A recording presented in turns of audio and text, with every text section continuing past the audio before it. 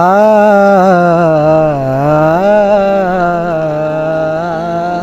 ആ ഒരു BGM ഇട്ടിട്ട് നമ്മളെ ട്രാവലോഗ് ബൈ ചിത്രൻ ചേട്ടനുണ്ടല്ലോ, മൂപ്പരൊക്കെ പറയുന്നത് പോലെ എങ്ങനെ ഈ കാഴ്ചയെ വിശേഷിപ്പിക്കണം എന്ന് എനിക്ക് അറിയുന്നില്ല.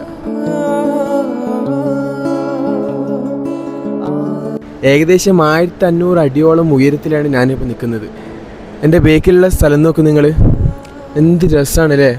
പുഴകളെ സൗണ്ടും പക്ഷികളെ കരച്ചിലും പിന്നെ ഈ ഒരു പച്ചപ്പൊക്കെ കാണുമ്പോൾ തന്നെ നമ്മുടെയൊക്കെ മനസ്സും വയറും ഹൃദയവും ഒക്കെ നിറയും. എങ്ങനെ ഈ ഒരു കാഴ്ചയെ വാക്കുകൾ കൊണ്ട് വിശേഷിപ്പിക്കണമെന്ന് എനിക്കറിയുന്നില്ല. കശ്മീരിലെ പൂഞ്ച് എന്ന് പറഞ്ഞ ഡിസ്ട്രിക്റ്റിലെ ലോറൻ എന്ന് പറഞ്ഞ സ്ഥലത്താണ് ഞാനിപ്പോൾ നിൽക്കുന്നത്. നമ്മളിങ്ങോട്ട് വരുന്ന വഴിക്ക് എന്താ പറയുക, ഒരു പക്ക വില്ലേജ് നിന്ന് പറഞ്ഞാൽ പോരെ, ഇതെങ്ങനെ വില്ലേജിൻ്റെ അപ്പുറത്ത് എന്തെങ്കിലും ഉണ്ടാവോ? കാരണം അത്രയും എന്താ പറയുക, ഉള്ളിൻ്റെ ഉള്ളിലുള്ളൊരു സ്ഥലത്താണ് ഞാനിപ്പോൾ നിൽക്കുന്നത്. 1500 അടിയോളം ഞാൻ എത്തിയിട്ടുണ്ടെങ്കിൽ എത്രത്തോളം ഞാൻ സഞ്ചരിച്ചിട്ടുണ്ടെന്ന് നിങ്ങൾക്ക് മനസ്സിലാവുമല്ലോ. ഞങ്ങൾ വരുന്ന വഴിക്ക് പാറക്കെട്ടുകളുടെ ഇടയിൽ കൂടി വരുന്ന വെള്ളം കുടിക്കാൻ വേണ്ടിയിട്ടൊക്കെ ആൾക്കാരിങ്ങനെ നിൽക്കുക.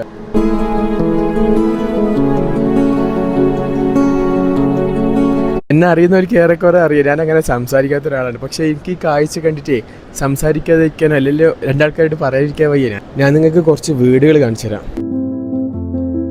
സ്വാഭാവികമായിട്ട് നിങ്ങളെപ്പോലെ തന്നെ എനിക്കുള്ളൊരു ഡൗട്ടാണ്, എങ്ങനെ ഇത്രയും ഉയരത്തിലെ വീടുകൾ, ആ വീട്ടിലുള്ള ആൾക്കാരൊക്കെ എങ്ങനെയാണ് ആ സ്ഥലത്തേക്ക് എത്തിപ്പെടുക എന്നുള്ളൊരു ഡൗട്ട് എനിക്കുണ്ടായിരുന്നു. ഇപ്പോൾ കണ്ടെടുത്തോളം എന്താ പറയുക, എല്ലാ സ്ഥലത്തേക്കും എത്തിപ്പെടാനുള്ള റോഡുകൾ അവൈലബിൾ ആണ്. ഒരു 40% ആളുകൾക്കാണ് എന്താ പറയുക കുറച്ചെങ്കിലും ബുദ്ധിമുട്ടി അവരെ വീട്ടിലേക്ക് പോകേണ്ടി വരിക. കാരണം അത്രത്തോളം ആളുകൾക്ക് പ്രോപ്പറായിട്ടുള്ള ഒരു വഴി അല്ലെങ്കിൽ ഒരു റോഡ് സർവീസോ അവരെ വീട്ടിലേക്കില്ല. സ്വാഭാവികമായിട്ടും കുന്ന് കയറി പോവുക അങ്ങനെയൊക്കെയാണ്. ഞങ്ങൾ വരുമ്പോൾ എന്താ പറയുക, ഒരു കുത്തനെയുള്ള കയറ്റത്തിൽ കൂടിയൊക്കെ ആൾക്കാർ വീട്ടിലേക്കൊക്കെ പോകുന്നത്. അങ്ങനത്തെ ആളുകൾക്കാണ് എനിക്ക് തോന്നുന്നു പ്രോപ്പറായിട്ട് വീട്ടിലേക്ക് വഴിയില്ലാത്തത്.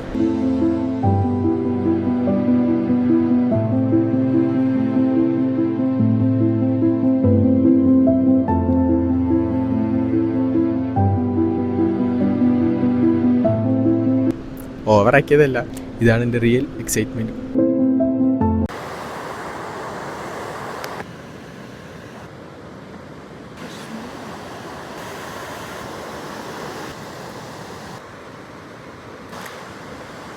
അപ്പോൾ നമ്മൾ അംഗീകരിക്കേണ്ട ഒരു കാര്യം എന്താണെന്ന് വെച്ചാൽ ഇവിടെ പഠിക്കാൻ പോകുന്ന കുട്ടികളെയാണ്. കാരണം 1-2 മണിക്കൂറൊക്കെ നടന്ന് എത്തിയിട്ട് വേണം അവരൊരു സ്കൂളിലേക്ക് എത്തണമെങ്കിൽ.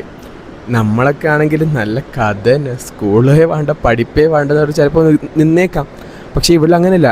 ഇവിടെ അങ്ങനത്തെ ആൾക്കാരുണ്ട്, എന്നാലും ഇവിടെ സ്കൂളിൽ വരുന്നത് പറഞ്ഞാൽ 2 മണിക്കൂറൊക്കെ നടന്ന് എന്താ പറയുക കുന്നും മലയും പുഴയൊക്കെ കടന്നിട്ട് വേണം അവർ സ്കൂളിലേക്ക് എത്തിച്ചേരാൻ.